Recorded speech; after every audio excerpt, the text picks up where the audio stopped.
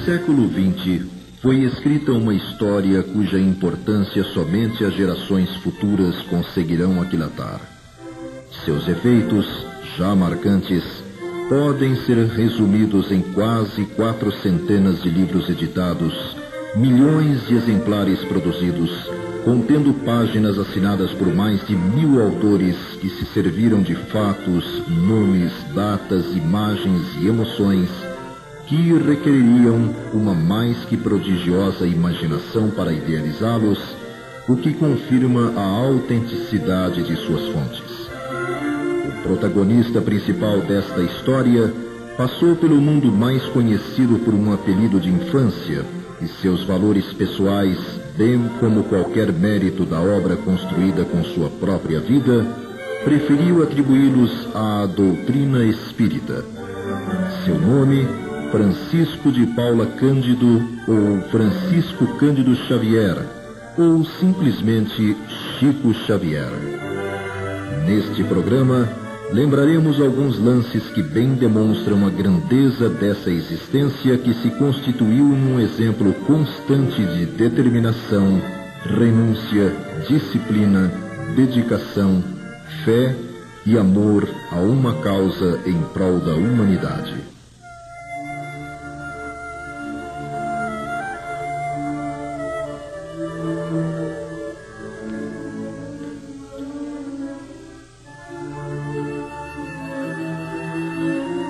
Na pequena Pedro Leopoldo, distante 35 quilômetros de Belo Horizonte, Minas Gerais,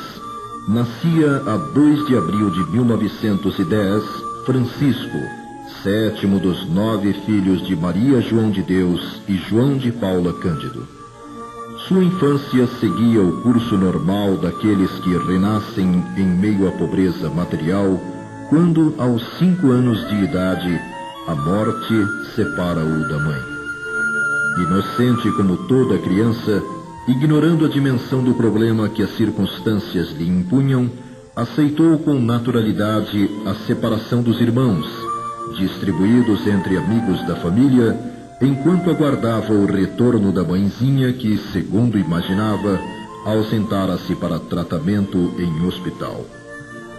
Os maus tratos e humilhações sofridos na casa que o acolheu com o tempo passaram a levá-lo a se refugiar num setor do amplo quintal da propriedade, talvez mentalmente buscando as razões pelas quais sua mãe o abandonara. Numa dessas vezes,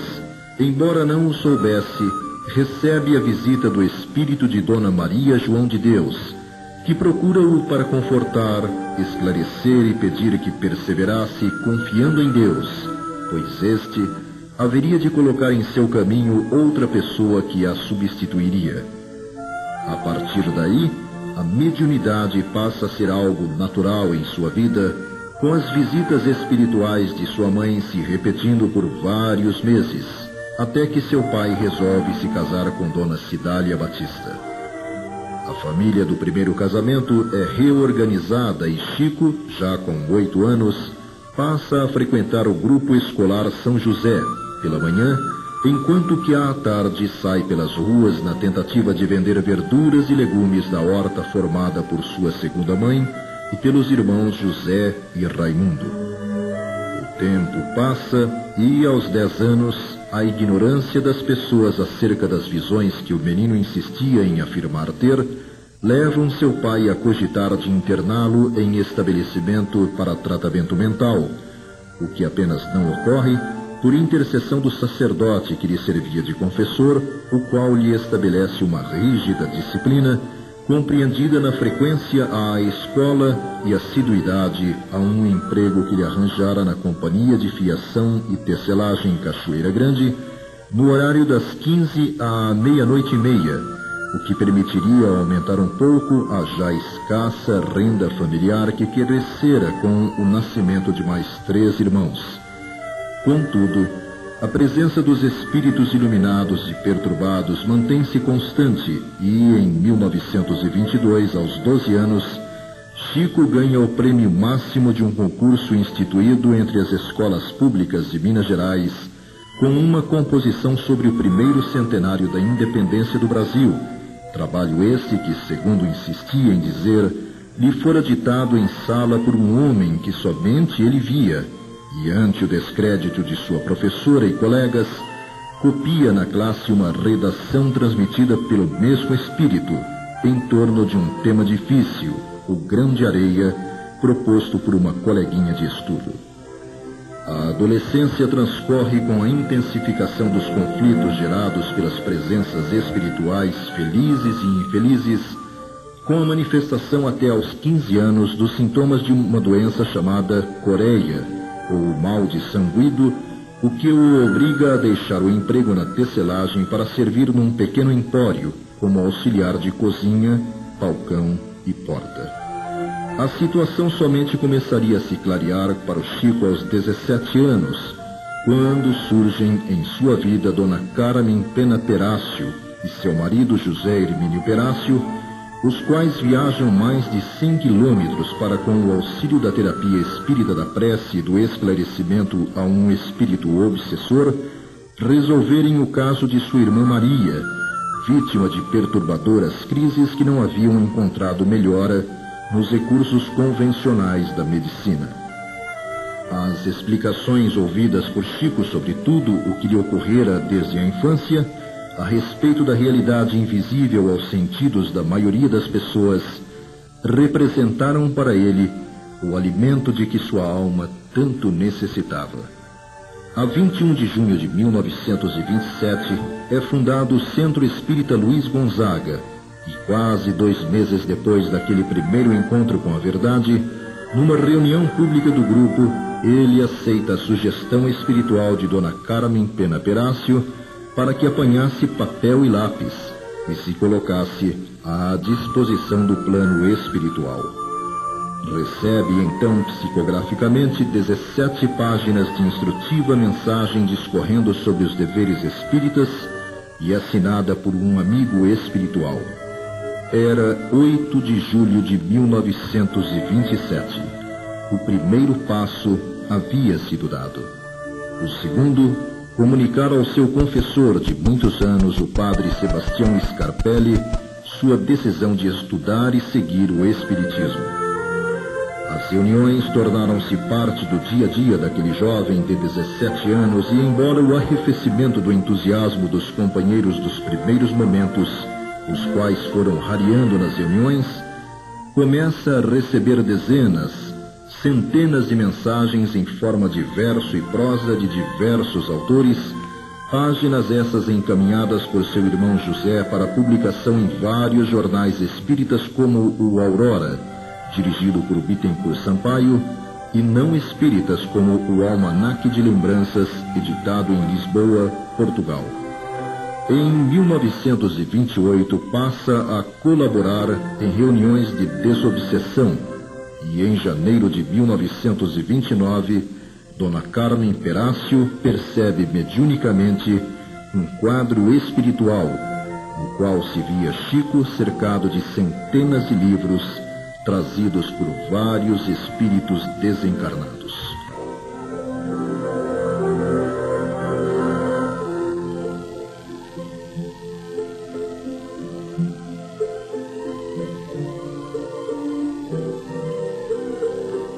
O exercício consciente da mediunidade começou a propiciar a Chico o equilíbrio e a paz que ele, em raras ocasiões, experimentara nos 17 anos vividos até ali, embora os espíritos o buscassem de maneira insistente para escrever por seu intermédio. No aspecto pessoal, contudo, as coisas não se alteraram em nada. Prosseguia consagrando mais de 13 horas por dia à atividade de auxiliar de cozinha, balcão e porta numa modesta venda, obtendo diminuta remuneração com que ajudava seu pai na composição dos recursos para manter a família. Num tempo de grandes dificuldades, Chico, cuja personalidade já se distinguia por uma humildade pura e sincera, nem de longe imaginaria naqueles dias onde acabaria levando-o a abençoada mediunidade que se desenvolvia cada vez mais em si mesmo para as realidades do mundo espiritual.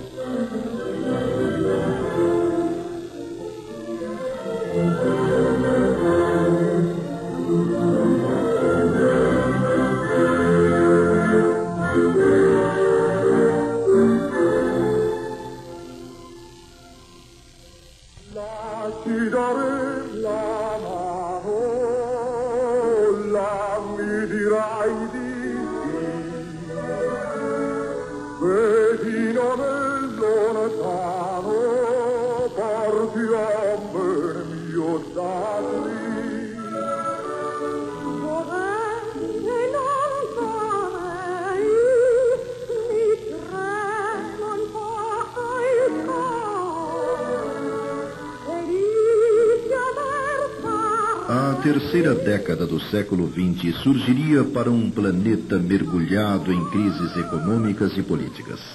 Mesmo no Brasil, agitações na região sul do país vaticinavam problemas sociais de desfecho imprevisível. Dada a inexistência de processos eficientes de comunicação de massa, problema que o rádio resolveria pouco tempo depois, essas perspectivas não chegavam a afligir o povo das cidades menores e mais distantes dos centros mais desenvolvidos. Indiferente, portanto, aos acontecimentos mais marcantes da vida da sociedade que se modernizava, Chico prosseguia na sacrificante rotina imposta pelas necessidades de sobrevivência. Acontecimentos inesperados, contudo, começariam a produzir alterações nesse quadro.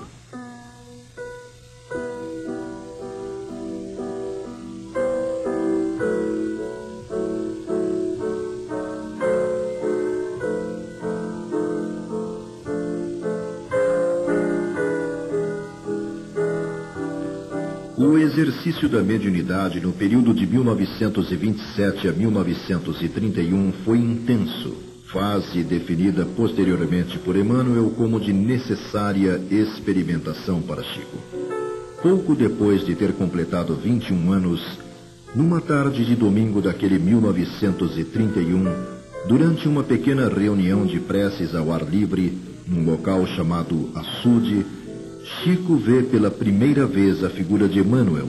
que se lhe apresenta dentro de reflexos luminosos na forma de uma cruz, e que, objetivamente, passaria a orientar-lhe o exercício da mediunidade, sugerindo que Chico procurasse sempre se inspirar em Jesus e Kardec, e que se, em algum momento, ele, Emmanuel, parecesse se afastar desses mestres, que o médium se afastasse dele e seguisse os dois.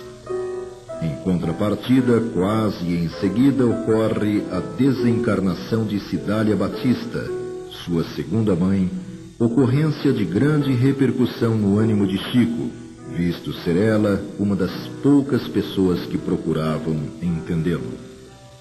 A partir de agosto daquele ano, espontaneamente em reuniões ou fora delas, de forma quase impulsiva, 14 espíritos de poetas brasileiros e portugueses, como Antero de Quental, Olavo Bilac, Castro Alves, Guerra Junqueiro, entre outros, transmitiram por Chico 60 poemas que serviram para que Manuel Quintão, então presidente da Federação Espírita Brasileira, com quem Chico já se correspondia há vários anos, tomasse as primeiras providências para a publicação do primeiro livro reunindo sua produção mediúnica. Nos últimos dias daquele primeiro ano da década, desenvolveram-se em Chico de maneira mais intensa e mais clara a vidência, a audição e outras faculdades mediúnicas. Por outro lado, do ponto de vista físico, passou a experimentar a perda gradual da visão do olho esquerdo. 1932 marcaria o lançamento do Parnaso de Além Túmulo, fato que repercutiu além da seara espírita pelo número de renomados autores cujas criações apareceram no livro, merecendo uma crônica de destacado escritor da época, Humberto de Campos, membro da Academia Brasileira de Letras, que, no Diário da Noite, edição de 10 de julho, entre outras considerações, disse que os poetas de que Chico era intérprete apresentavam as mesmas características de inspiração e expressão que os identificaram no planeta.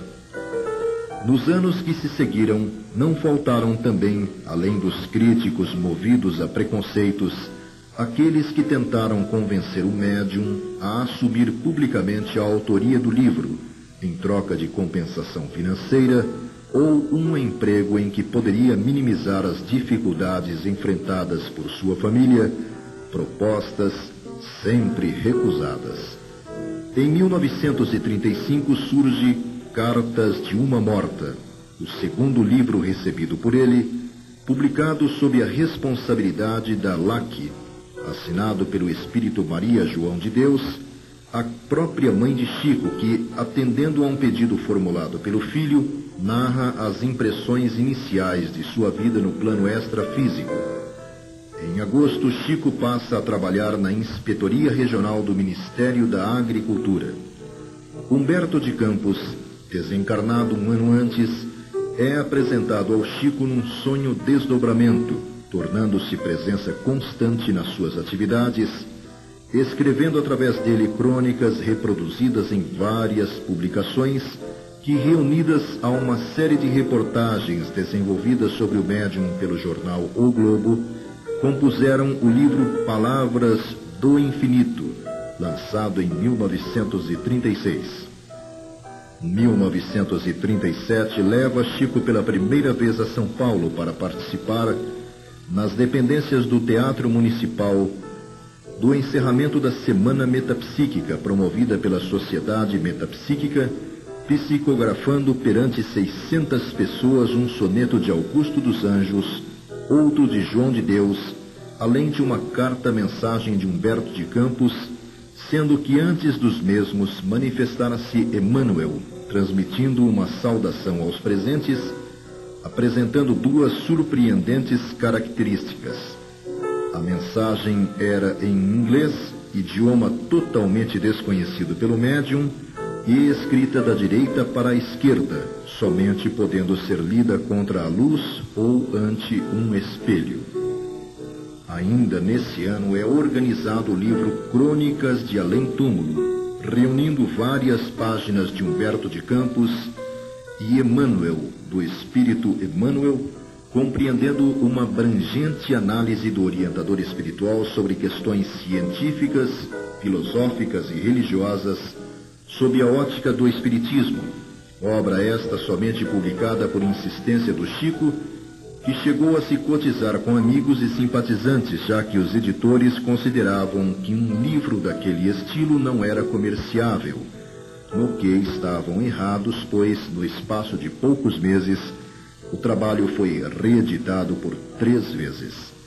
Em 1938, começa a se intensificar a produção mediúnico-literária de Chico,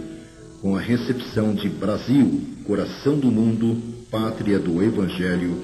uma revisão da história e destinação de um país, conforme registros do plano espiritual, pesquisados por Humberto de Campos. Lira Imortal, coletânea de poemas de vários autores espirituais. A Caminho da Luz, uma abordagem sobre a evolução e história do planeta e de seus habitantes, assinado por Emmanuel, e Novas Mensagens, reunindo mais crônicas de Humberto de Campos. O ano de 1939 foi ocupado por Emmanuel na transmissão dos primeiros romances históricos, narrando as venturas e desventuras do próprio autor em suas existências como o senador romano Públio Lentulus, ao tempo de Jesus, no livro Há 2000 anos, e posteriormente como escravo Nestório, na obra 50 anos depois. Concluindo a década, Chico recebe Cartas do Evangelho, do poeta Casimiro Cunha, e as respostas às 410 perguntas formuladas por colaboradores da Federação Espírita Brasileira a Emmanuel